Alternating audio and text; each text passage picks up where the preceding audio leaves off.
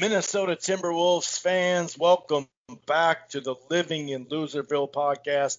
He's Aaron. I'm Chris, and we're here to wrap this season up for the Timberwolves. The season in review. It started out very, very bad, about as bad as it can get. Obviously, Cat getting the injury, then getting COVID, D'Lo going out. Once D'Lo came back, Beasley went out. I mean, just all sorts of stuff. The losing streaks, some of those games, how we lost to were just ugly. Some of those fourth quarters where we gave up leads, it was really bad.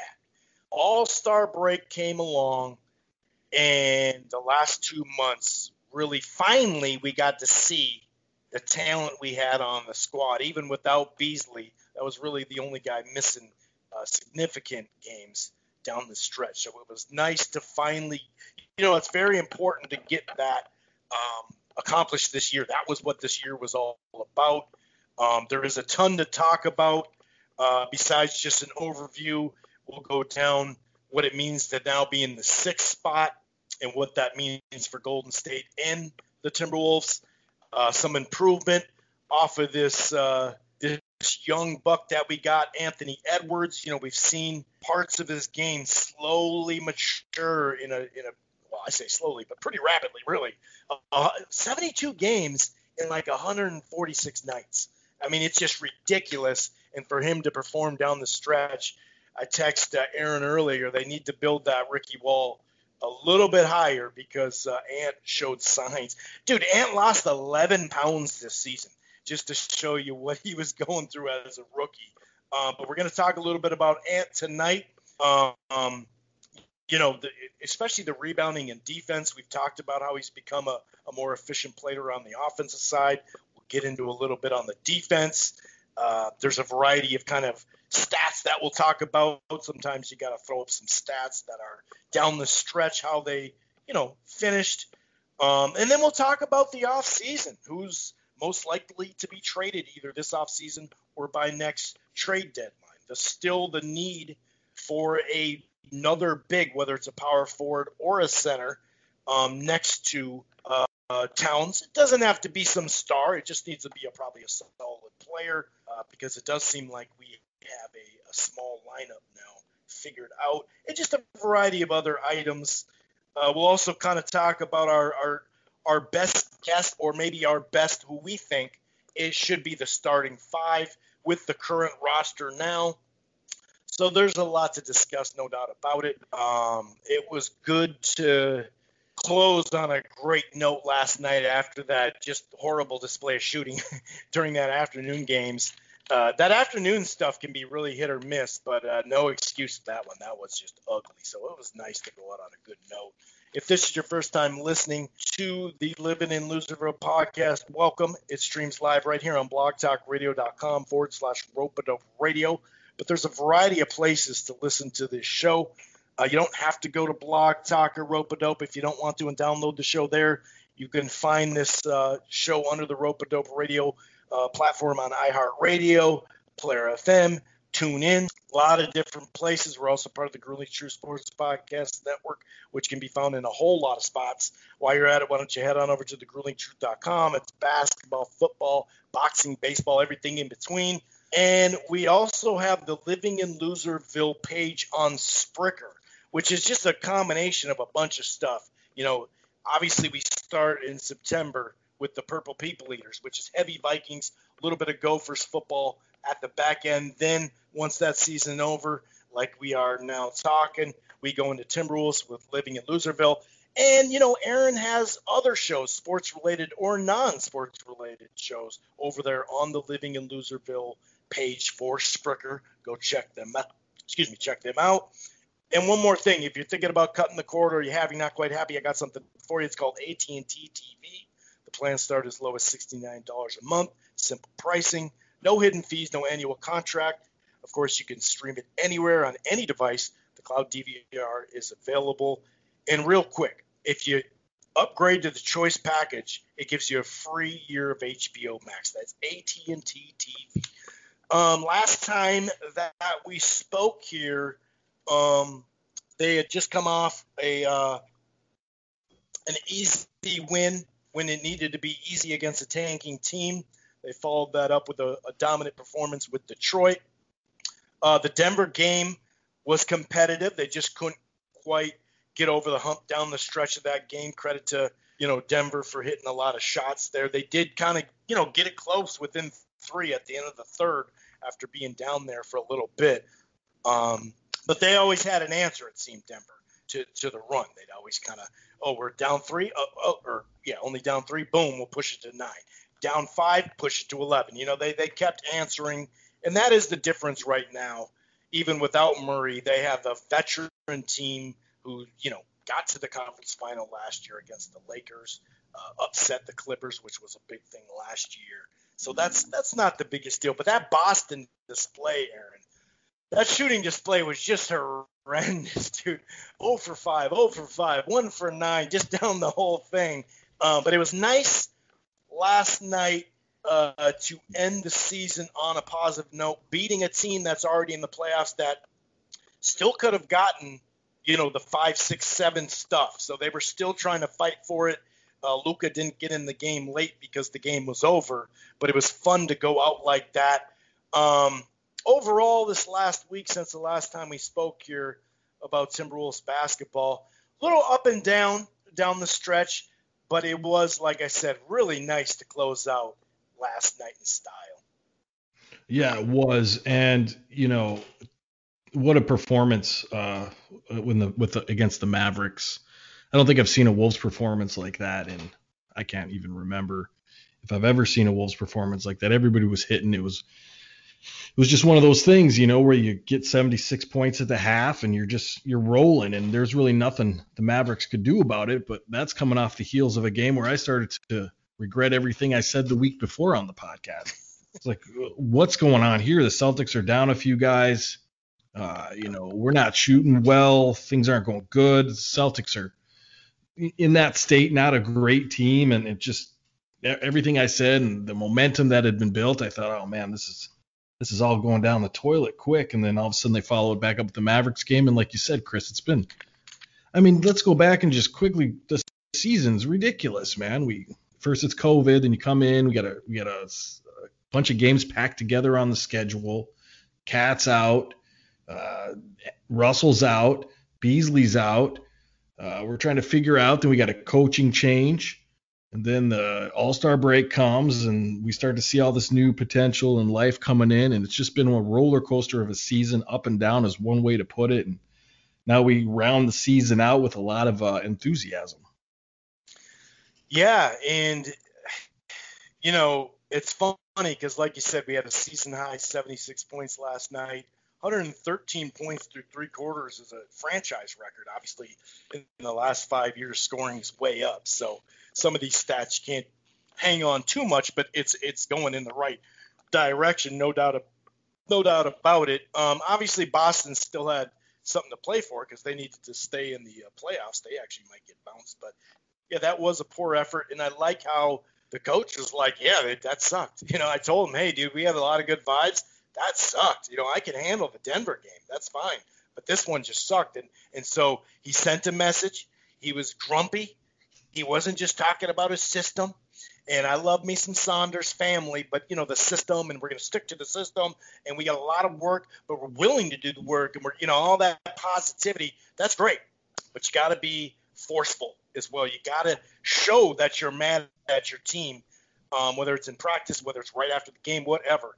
And I did like how they closed out. But like you said, early on we had some folks out from COVID. That's, that happens to every team. We didn't have to take a long pause like Toronto or some of these other teams, Boston, a couple of these other teams too. So that helped. But, yeah, for Towns to go out for like 2 or 3 weeks with that wrist injury, he came back. It was bothering him all year. Really couldn't use his left hand much throughout the year, which shows you how, tougher he is mentality-wise. And he had a damn good season basically without the full use of his left. Like I said, when you're going, he even said it today in those final pressers that, it's hard to go against Embiid and all these dudes if I can't go to my left and feel confident about it.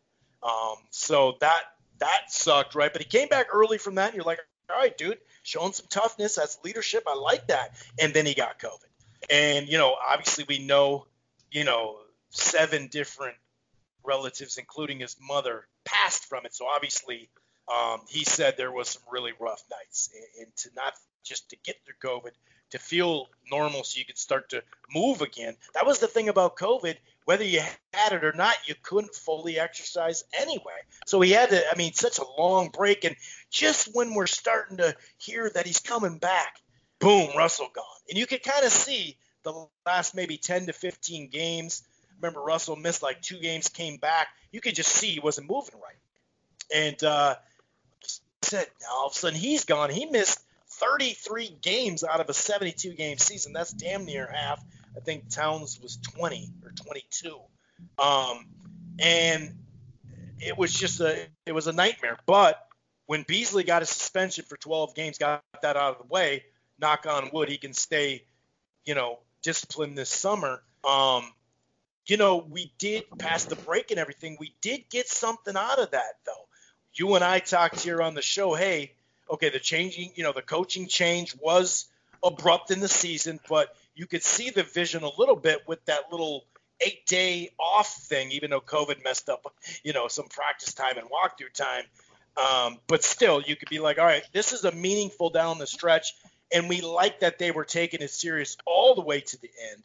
And for Beasley and Russell to be out, that was a weird, in this type of season anyway, that was a weird blessing in disguise for Edwards, because all of a sudden it was like, all right, dude, you got 20 shots a game. Let's see what you do with it. And we've already gone over March and how he improved in April as well. And finally, Aaron, to get we didn't have Beasley, but to get D'Lo and those guys out on the court together, something we made the damn trade for, it was nice not only to see it, but see him play right around 500 ball. And if you include Towns in the games, it was actually 13 and 11. And I suppose, which is crazy, last year only 1 game with D'Lo and Cat. So that was 1 win. That's crazy that they haven't played that much together. But it was nice to see this unit. It was nice to see what we got off the bench. It was just a variety of items that really were positive, and whether it was win, lose, or draw down the stretch, we weren't so hung up on that. We just wanted to see what we got, and that's why we didn't. Rosa has said that a couple times now. That's why we didn't make some kind of huge splash at the trade deadline, because some of the guys are going to be free agents too. So you're walking that line where you make this trade for a guy, then he leaves maybe. Well, let's try to get him as a sign and trade in the offseason, like a Jason Collins from Atlanta.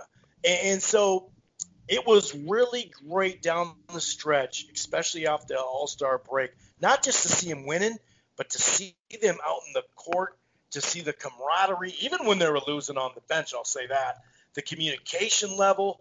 And, here's Finch coming off this, this offensive guru dude, right? And next thing you know, we're actually hustling on defense. Yeah, which is something I don't think I've ever seen. And, we go back to the deep, dark days of winter and the trade deadline, and everybody's, losing their minds over the fact that we didn't make a move at the deadline. And I guess I could understand at that time where we were. We still don't have Beasley, so we don't know exactly how that's going to work. But, everything else, Saunders still, couldn't finish games. This is all the same season. It seems like the accumulation of 2 or 3 seasons, but this is all the same season. Juancho wasn't even on the radar. Now Juancho is probably the 6th man here and probably like one of the most valuable pieces that we have. And it's just the progression of the season and how it went into the dumps and then back up again. And now we're sitting here, we're looking really good with Edwards, Russell, Cat playing better than I've ever seen him play. And maybe his numbers aren't there, but as far as his game, it's the best I've ever seen him play. They look happy. They look willing to play defense. They're playing strong defense. It could get stronger, but, we got to add a couple pieces here and there. But, I think what we're getting out of this is like what a difference a year can make. And it's not even really a year. It's the season.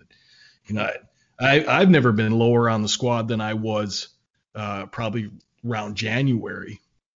And here I am like beaming with excitement. And so it's like, and then, not to mention the team sold. We'll get into that a little bit and all this different stuff. KG got in the Hall of Fame. There's just so many positive notes going now, and that, those things would still be positive with a crappy team, but to add the fact that we've got a young, vibrant team that's winning games at 500 clip is better than it's been around here for a very long time.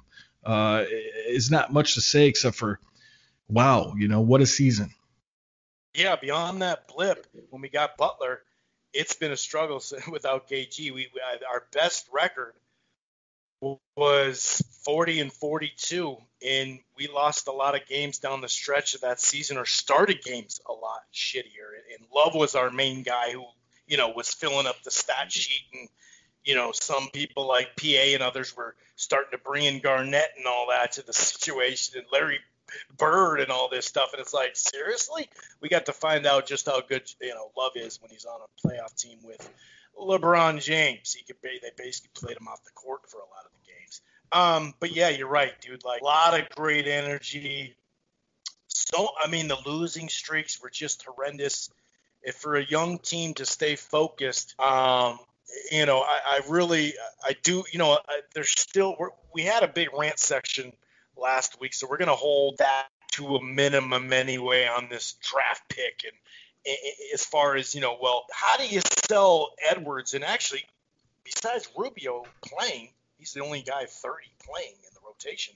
How are you going to sell the future tanking, right? You're going to tank. So is Cat going to want to resign? Is Ant going to, he's going to be like, dude, I'm trying to win. I'm trying to get better right now. Like, you got all these young dudes. What kind of, you got to be responsible for that. What kind of you're setting a tone of just garbage. And so I get that some people were like, oh, now they're winning. Well, yeah, they got most of their team. So, yeah, what are they supposed to just tank? And not only that, but imagine if they tanked, Aaron, and then still lost the pick. What would the media be saying then? Exactly. Well said. There's still haters out there. I don't understand what these people want. And think about the impact that Ant has had. Just the fact that you've got this young kid who come in, playing great minutes and playing great basketball, and it really elevated this whole team. We don't have to hear about, well, Cat's contract and he's going to be traded out and he's unhappy, and the Nets like him, and all the speculation about where Cat's next destination is. And now I can firmly say that I don't think Cat wants to go anywhere. And that's kind of Ant, and that's kind of the coach, and that's kind of everything else going on around here. Like I said, we said last week, and it doesn't deserve another rant, but one thing feeds off the other, particularly in the game of basketball. And as you can see, the snowball is starting to roll in a certain direction here. And I get on the internet sometimes, and I just sort of avoid it because it's like nothing these guys do right now is good enough. It's it's the draft pick this, it's tank that, or Rosas sucks because he's not throwing 13 games at the end of the season, so you might get a draft pick. It's ridiculous. Now, do we need more pieces? Sure, we need this, we need that, but we've got things we can trade. We've got things that we can do in the off season to possibly get the piece or so that we might need. There's still going to be a draft pick. It might not be, in the top 10 or something, but there's going to be a draft pick, even if it's a second rounder. And you got Balmero overseas who's lighting it up. So there's going to be parts and pieces that can come in. I know there's some contract things with him, but there's a buyout possibility. But then there's a bunch of stuff going on with that. But he'll be here either next year or the year after. So you've got some, you've got people to make up the lack of maybe. And you don't need to get younger, Chris. You don't need to get younger at this point. Right now, I think you need a power forward and you need maybe a little defensive help. But even Okogie's play is improved. So yeah, I don't understand the hate, but yet it's never ending. I think that's just until you start winning on a consistent basis, Timberwolves fans are going to be like that. Yeah, and it's the same media and fans that said, Wiggins was untradeable. And we know now we knew that if 33 games from Russell was 17 and 20 was 11 with a twisted ankle from Cat, we knew deep down that we could win more games. But now we see it. So we went from 1 to 6 in a very short amount of time. So I'm not saying they make the playoffs, but this would be not a non-story. But if it was 10 or 11 or 12, it wouldn't be as big of a deal. I get it. But getting to the 6th spot, right, it does shrink our, top 3 from 40 to 26.1. Now, you can only move up into the draft in the top 4, right? So here's the funny thing.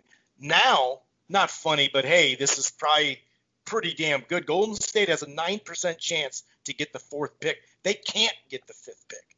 So it'd be 6th, 7th, 8th, 9th. Somewhere in that range is what, hopefully, knock on wood, that they get.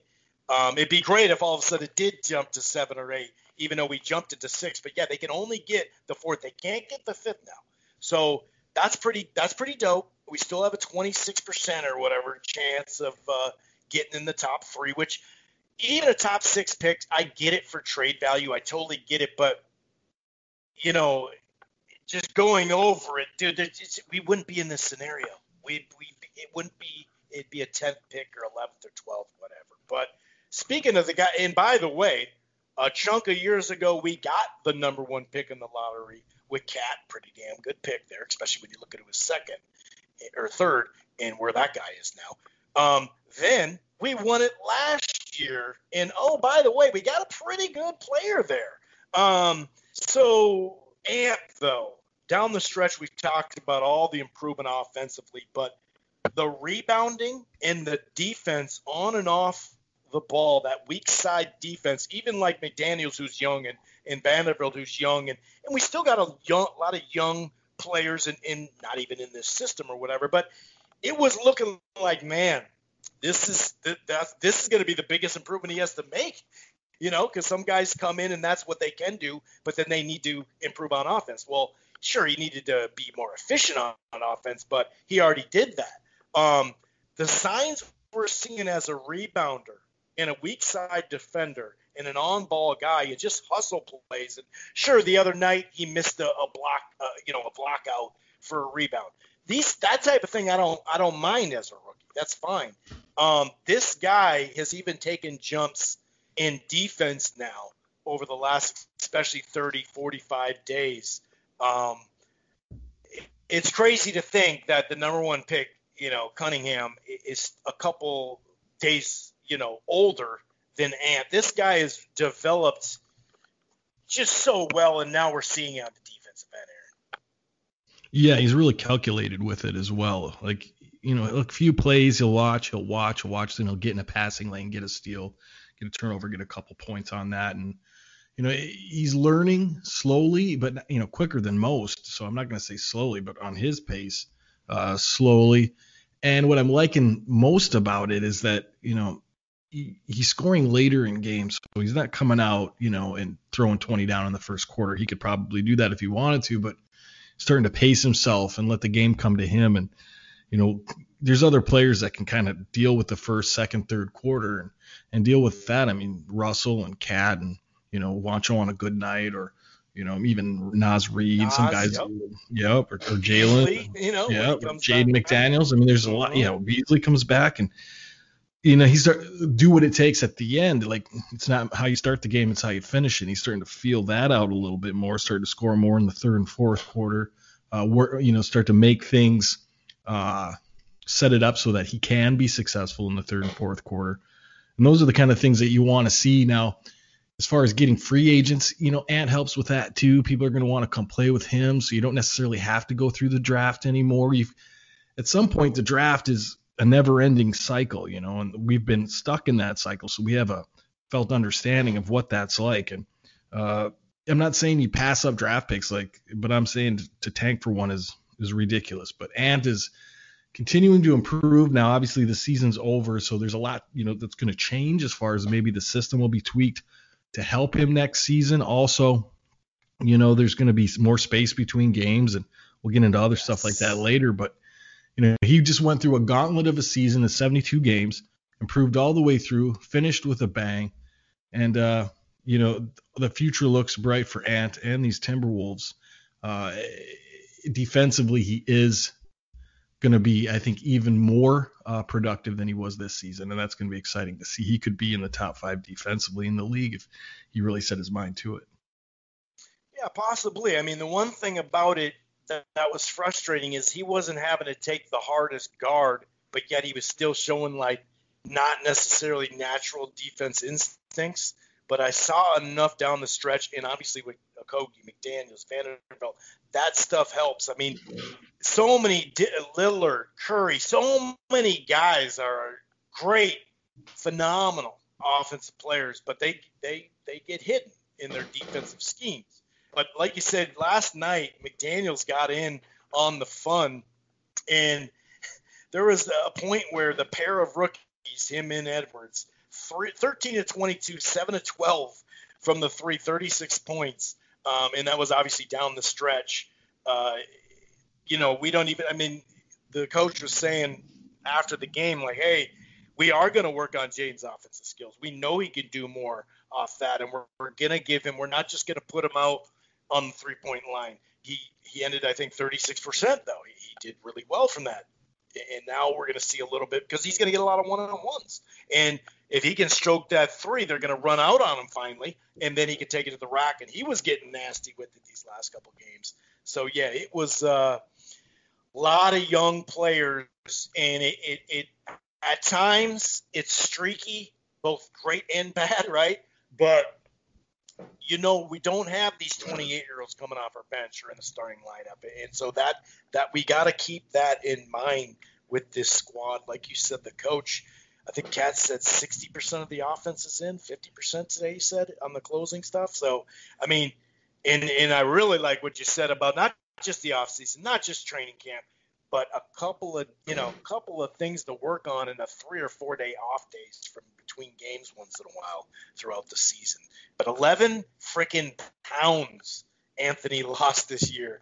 72 games and 140 some odd nights, dude. It's unbelievable that this was the schedule. And people are wondering, why are some people resting guys? Like, dude, we want to be – you heard of June and July? Yeah, we want to be there, dude. We don't want to be broken down. But, yeah, man. Well, don't get me wrong, man. Don't get me wrong. I love Edwards, but let's talk a little bit about McDaniels. Now, you're saying you're missing a draft pick for this season. Well, there it is. We got him in the lower part of the first round. Nobody knew he would, blossom into what he is now, but you get a starter out of it, possibly a starter, maybe a good bench guy out of it. Put on some weight, but he can hit the three. Like you said, when he starts to do that a little bit more consistently, not that he's bad now, but when he starts to get really consistent with it, then you start to see the slashing he can do. And then that's a very valuable piece. I like him at the small forward. You and I kind of differ. You like him at power forward a little bit more, and I don't really care. That's not true. I like him at the small forward.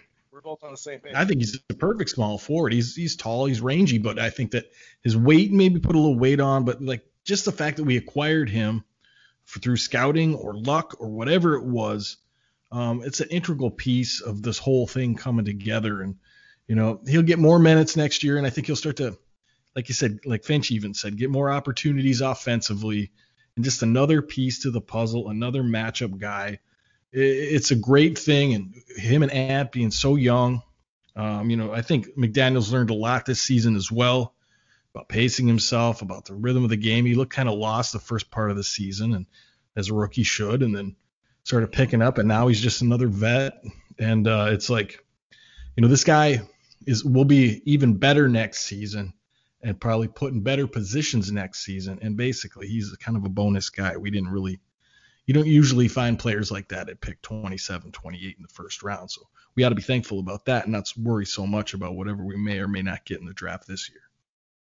Right. And to say we can't get into the 20th pick or 26th pick this year too. You mentioned the dude from overseas.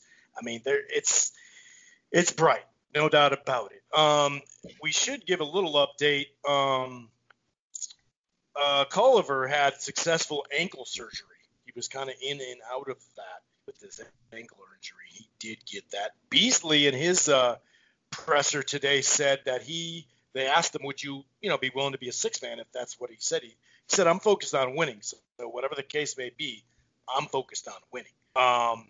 And then as far as the contract and staying a long time, Kat even said it today. He said, I hope to have the career. I was watching the Hall of Fame stuff. He said, the Kobe, the Tim, the same team. I'm happy here. I want to stay here. He said that for quite some time, but he reiterated that. He said, no, dude, I want to be here. And that's another reason why you didn't tank. What the hell are you going to tank when you got all these guys coming back? It's funny. But, yeah, McDaniels, man, he's a starter. I mean, there's just no way around it. And it's phenomenal. I really like what we got here. Speaking of starters and stuff like that, why don't you name your starting lineup with the current roster? We'll get into, Okay. You mentioned earlier. What's your starting five look like if we just went in, or maybe the last couple months or whatever? We've been talking about starting lineups since somewhere in January, started talking more in February about it, and we've seen a lot of different people on the court together now. What is your starting lineup like with the current roster? Well, I had to think about it for a little while because it's tough, it's starting at the point guard. I mean, that's the tough one for me, I think, the most because of what Ricky offers and what Russell offers, and then watching them play together, particularly later in the season, and the kind of thinking and intelligence basketball-wise with those two on the court together is really something to watch. And just some of the plays they make together, if you focus on those, you're like, whoa, how did you think of that? Ricky with the pass here, to Russell, or Russell with a weird pass to, you're just like, whoa, these guys are thinking on a completely different level. Now, I digress just to say that it's hard for me to pick which one I'd start to start the season next year. Let's put it in that frame with the exact roster we have right now. And you're not going to love it, but I'd say, hey, okay, I'm just going to put my foot down. Don't worry about me. I'm going to start Ricky. Only because I like Russell off the bench. We've talked about it a little bit, but I know that's not really feasible. But this is my dream lineup, so we'll go with that. We can tear it apart later. I go Ricky starting at point. Obviously, Edwards at the 2. Daniels at the 3. And with what we have at power forward now, which I think won't be when we start the season next year, but with what we have right now, I want to go Naz Reid and Karl Anthony Towns with what we have now. It's something I've been always trying to see this season. I haven't really seen it much. I like, Naz at the 5, Cat at the 4 to be a little bit more Duncan-like as far as positioning, although their games are completely different. So to end it off, I'll say Ricky, Edwards, McDaniels, Towns, Reid. That would be my lineup. Sure. And the only thing about Rubio is the spacing next to Edwards, obviously. So I have D'Lo, and this is actually, I've been pretty much stuck on this for the last couple months. And it's funny because finally it actually happened last night randomly. They were moving on. I mean, Ricky and D'Lo has been in the lineup the 3 nights before this last night, 3 or 4 straight nights. Because remember, McDaniels did have to miss 2 games because of the family issue. So, and that's the beauty of it. We did get to see a lot of these lineups. And I thought, I like Naz in the lineup. I just think, I like him off the bench for scoring. He's not a bad defender, but I think that we have enough firepower in the offense. But I wouldn't, I like Naz. I could see him. And he actually said the other day, I think 2 games ago, he's like, I'm going to try to work on power forward and center to be that, much more versatile. And we have small lineups now too, which is lovely. I have D'Lo, Edwards, McDaniels, Vanderbilt for defense. So then you have McDaniels and Vandy, and then Towns with the current roster. So you get 3 scorers and then 2 guys that can focus on straight defense. And the funny thing is, we talk about narratives, the last couple of shows with D'Lo, not just passing, but his defense has been a lot better than the narrative. Now, some of that was health, but this team in general, I'd say, we saw Cat too take steps. Just in general, they were just more plugged in play by play. But that would be my starting lineup. And we talked about my idea of the Rubio with, Beasley in the big 3 lineup, Yeah, I love that too. And I think Beasley adding that 3, another 3-pointer, you put him out with like 3 3-point shooters, and like you said, running too. Sure. That's where I'm at with that. And a lot of it has to do with a lot of it has to do with I shove Naz in there. Okay, go ahead. Yeah. Well, I shove Naz in my lineup. Just in lieu of another big guy that could fill that role, and then you can have Nas still on his bench thing. But since we're doing, with the current roster, I just had to throw Nas in there because I really like Towns at the 4. I really think that's going to be, he can come out, he can pop out, he can still defend down low, he can be more offensive and still. So I think I like him at the 4 a lot better than at the 5, just with the way he plays and what he's able to do. So I'd like to get a big 5 in there, a defensive 5, a rebounding 5, a guy that can get layups and dunks and also defend his ass off in the post. That would be my dream, to have that with all of that. With Ricky, and like you were saying, I love the fact that he could come off the bench too. It's a preference thing. Even the age. We don't know if he can. Even the age for Rick is getting old now, so you'd want to kind of put Russell in there. So I got no problem with your lineup. I think it's great. I guess it comes down to who do you want coming running that second team, like you said. I think it's best for Edwards because it gives him a spacer, gives him more room to do what he does. Yeah, but then who do you want running that second team is also the question. Do you want Ricky to do it? Do you trust him with it? Which I do. Or do you want Edwards? Yeah, or then Edwards as well, or not Edwards, but Russell. Like, he could do a great job of that too. But I got to side with you on the fact that I think Rubio would probably do a little bit better on that second team as far as integrating the offense with a bunch of bench guys. I think him and Juancho could work together. So yeah, it's a coin toss for me, just because I don't dislike either of them. In fact, I went from hating Russell to gushing about the guy over the course of the last part of the season. So to me, there it is. But then you got to throw Mac in there too, and I don't know, there's still a lot of moving parts in the front court. Yeah, definitely. And obviously, we said this pretty much from the jump, not long into the season, that we do need a 4 or a 5, whichever the most. So we don't need a star. We just need a solid dude. Jason Collins is coming up. Miles Turner, the guy who leads the league in blocks, who's going to be available, comes up in that scenario. There's a couple other guys. Just someone solid that can really hold it down as a solid defender to give a little break, for Cat, so he doesn't have to always go head to head. Remember, when we go Garnett, Duncan didn't always have to guard Garnett. Robinson did. And the double would come with Duncan. Whereas, on the flip side, KG had to always guard him. So, and that's what it's all about. Even Jordan. Well, guess who, in this series, this dude's super quick. Pippen, go sick Pippen on him.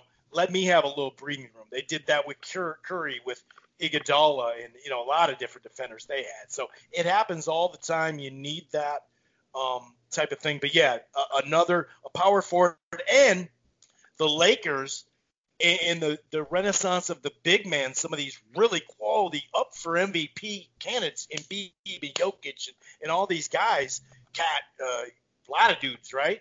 And also the Lakers last year with Davis, I didn't mention him, which I should have, but they also would just get a clunky big dude to just put his hands up and be like, all right, dude, you're just not going to drive.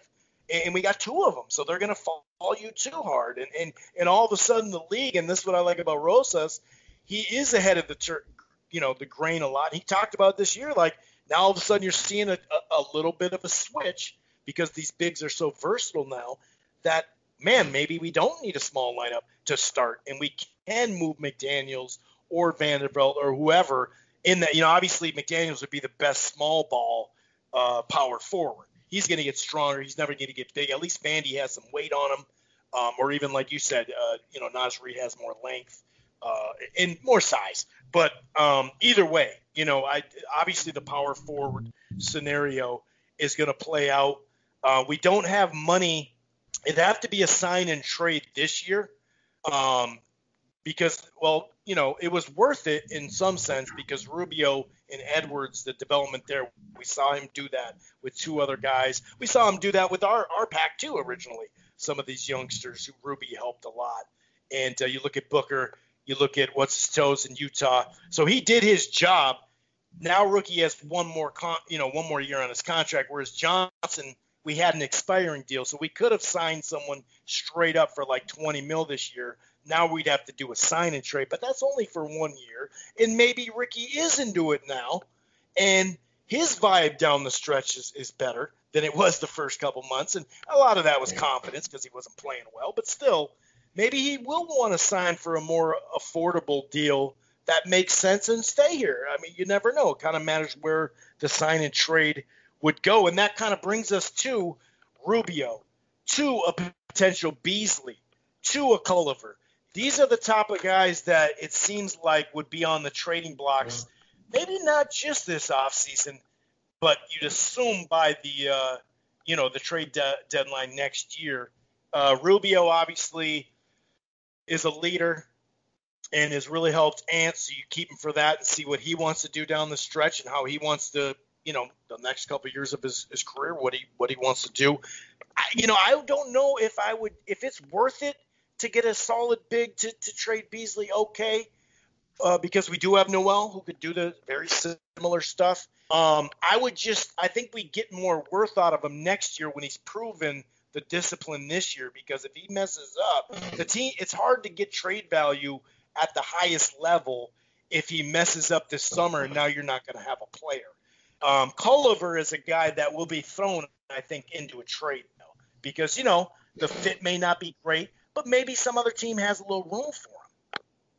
Yeah, I mean, that's a really good point. I was thinking back to what we talked about a little bit earlier, and I was thinking, well, it doesn't matter who starts the games, Chris. Who do you want to end the game in, like a 7-game series? And I was thinking, well, yeah, I mean, that's, I would go, then I'd want, Russell, Edwards, McDaniels, Towns, and probably someone else. I like the big lineups, but that's just beside the point. Ricky, God, it's a tough spot with him because, he left, you brought him back. It was a big hoopla, and he could want to just finish out with a team, and he's probably got 4 or 5 years left at the most. So you're thinking, does he really want to move around again? Can we make an umbrella for him here so he can, finish out his career here and also, do the things he's doing with Edwards and Wancho and for the team itself? Moving him is an interesting thing.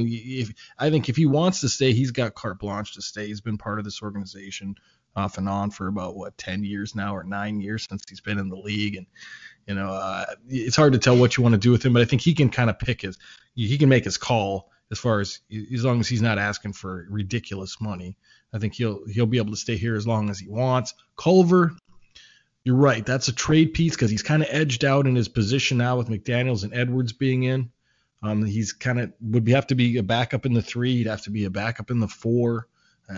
It's going to be tough for him to find a spot on this team, but it doesn't mean there isn't one. I mean, Noel could be a part where you could move some things around and maybe move Noel, and then J-Mac too. J-Mac a little there. Piece that's very affordable. If we keep Rubio, that means J-Mac's gone. Yeah, I mean, there's a lot of things going on there, and it's going to be interesting how Rosas works it out, because even if you got the draft, what would you get? Let's say you got the number 1 pick. Cunningham, he's a small forward? He's shooting guard. He's a point forward, they call him. Point forward. So then let's say you get the second pick. It's like 6'8", 6'9", 220. Yeah, you get Suggs. What are you going to do with him now that you got Suggs, Ricky? I mean, you'll find room. Don't get me wrong, but I'm saying Mobley would be interesting, right? Because that's your center. I think Mobley would be the best pick there, but it doesn't mean that you're not going to get that most likely. So sure. I guess I'm getting to the point here. It's going to be. I really don't. I wish most times I would have an advice. I would say this is what I want to see with this player and that player in the backcourt. But I'm really interested to step back and look, because I do have now some faith in Finch to make the call. So it's going to be interesting to what is he going to do? J-Mac's great, but can you replace it with something else, or do you need it? Culver, what can you get? Is it worth it? Can you work him into the lineup? What do you want to do with him? Noel, what do you want to do with that? There's a lot of things going on. Ricky, do you want to sign him up? Do you want to move him? What do you want to do? Russell's probably set in stone here until further notice. So, and then Edwards obviously is a huge centerpiece of what you got going on. Sign the extension now. Yeah, let's get the papers out and get the pen. He doesn't know any better right now. Just get him to sign the paper. Well, he's got the Just best hurry up. agency in the league, so he'll be taking care of that one. Yeah. He's with LeBron's agency. Obviously, Yeah. Yeah, but I mean, I guess if it was me, Chris, and I had to like top of my head, I guess I move Culver for some piece that I can work in. Mac, I'd probably put him together as a little bit as well. I think I'd come out of the deal, whatever it is, with Edwards, Rubio, Russell, and I'd keep Mac. Even though that's strange, I'd keep Mac for. Nah, I wouldn't. All right, He's affordable. I'd make sure you come out with those three pieces. He's very affordable. Yep. And then whatever goes around it is fine, with me, because you're gonna need. I mean, Wancho's playing the three.